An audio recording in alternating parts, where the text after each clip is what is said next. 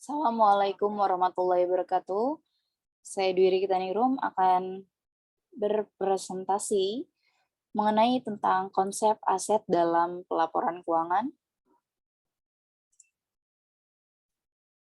Pengertian dari FASB, aset diartikan sebagai manfaat ekonomi masa datang yang cukup pasti yang diperoleh atau dikuasai, dimiliki oleh suatu entitas sebagai akibat transaksi atau kejadian masa lalu. Kemudian karakteristik dari aset yaitu ada dua, utama dan pendukung. Utama terdiri dari manfaat ekonomi masa datang yang cukup pasti, kemudian dikuasai atau dikendalikan oleh entitas, kemudian timbul akibat transaksi masa lalu, kemudian pendukung terdiri dari melibatkan cost actuate at a cost, kemudian berwujud, tangible, kemudian tertukarkan, exchangeable, kemudian terpisahkan, severable, kemudian berkekuatan hukum, legally enforceable.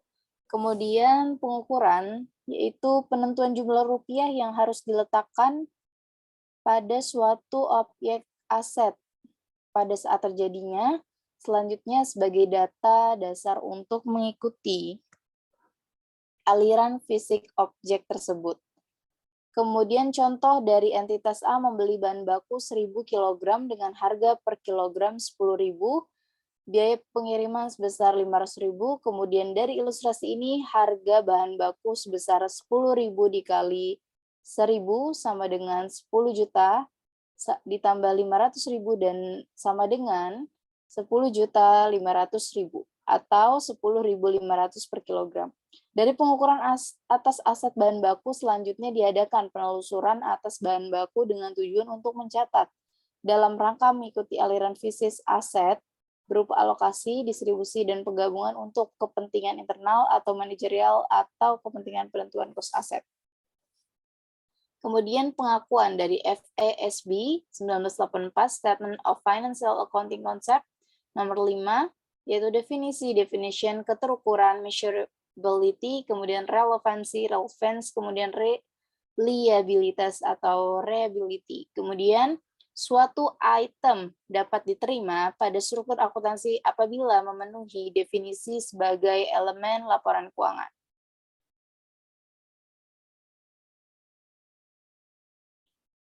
Penyajian dari aset yaitu tahap akhir dari proses akuntansi adalah menyajikan hasil operasional selama kurun waktu tertentu. Biasanya 1 tahun buku yang dimulai tanggal 1 Januari diakhiri tanggal 31 Desember. Penyajian yang dimaksud dalam bentuk laporan yang disebut dengan laporan keuangan. Persyaratan melalui prinsip akuntansi berterima umum atau PABU memberikan pedoman penyajian dan pengungkapan aset sebagai berikut. Atas disajikan di sisi debit atau kiri dalam neraca, laporan posisi keuangan berformat akun atau bagian atas dalam neraca berformat laporan.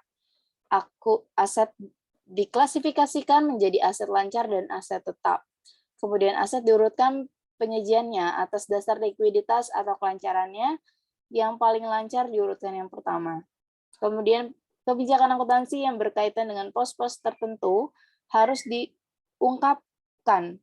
Misal, metode depresiasi aktiva tetap diungkapkan dan dasar penilaian persediaan. Kemudian aset lancar. Menurut PSAK 1, yang pertama adalah diperkirakan akan direalisasi atau dimiliki untuk dijual atau digunakan dalam jangka waktu siklus operasi normal perusahaan. Kemudian dimiliki untuk diperdagangkan atau untuk tujuan jangka pendek dan diharapkan akan direalisir dalam jangka waktu 12 bulan dari tanggal neraca. Kemudian yang ketiga berupa kas atau setara kas yang penggunaannya tidak dibatasi. Kesimpulannya, bahwa aktiva lancar merupakan sekelompok aset yang dimiliki oleh entitas dengan tujuan digunakan operasi dan dijual atau diperdagangkan dalam jangka siklus operasi atau 12 bulan atau 1 tahun, serta penggunaannya tidak dibatasi. Kemudian aset tetap Menurut PSAK, aset tetap adalah aset berwujud yang diperoleh dalam bentuk siap pakai atau dengan dibangun lebih dahulu yang digunakan dalam operasional perusahaan, tidak dimaksudkan untuk dijual dalam rangka kegiatan normal perusahaan dan mempunyai masa manfaat lebih dari 1 tahun.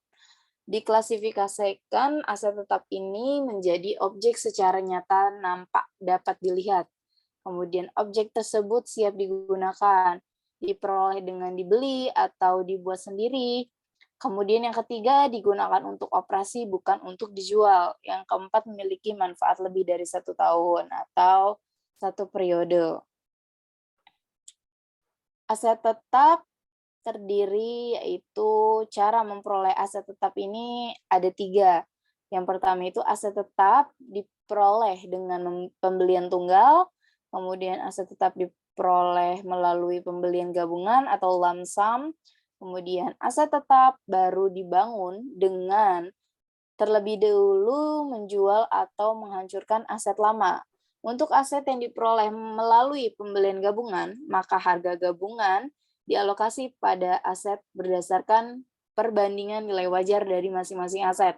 Jika aset baru dibangun dengan terlebih dulu menjual atau menghancurkan aset lama. Kemudian penyusutan. Menurut PSAK, penyusutan adalah alokasi jumlah suatu aset yang dapat disusutkan sepanjang masa manfaat yang diestimasi. Menurut Hendrickson, ada 2 konsep penyusutan. Yang pertama, suatu pengukuran atas penurunan nilai aset setelah dinyatakan kembali untuk perubahan harga umum atau spesifik.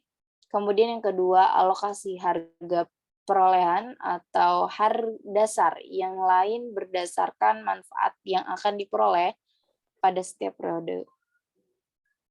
Kemudian penyusutan ini definisi sebagai proses alokasi mengandung beberapa kelemahan.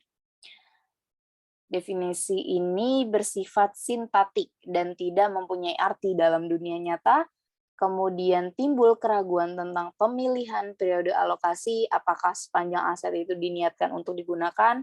Kemudian definisi ini membuat penyusutan tidak mencerminkan nilai sekarang dari jasa yang dikonsumsi atau yang dihasilkan oleh aset tetap pada periode berjalan. Kemudian penyusutan tidak menunjukkan penurunan fisik atau wear and tear dari aset tetap.